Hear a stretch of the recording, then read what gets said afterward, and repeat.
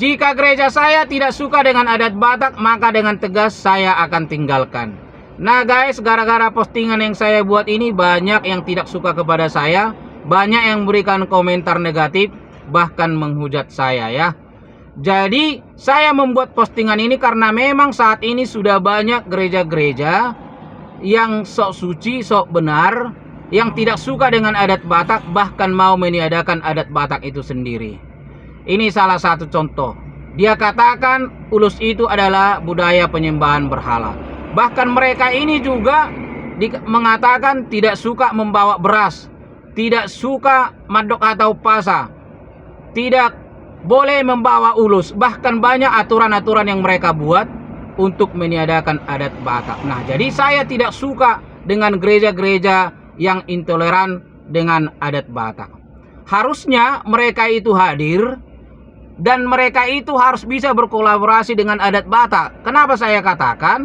Karena memang adat Batak itu adalah baik diciptakan leluhur kita. Adat Batak itu adalah menjaga tatanan kehidupan sosial bermasyarakat. Lalu adat Batak itu adalah menciptakan hubungan mempererat kekerabatan dalihan natolu, yaitu manat mardongat tubuh elek marboru sobba marhula-hula.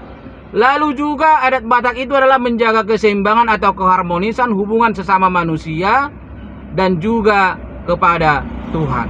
Nah, jadi tidak ada yang salah dengan adat Batak itu. Adat Batak itu adalah baik.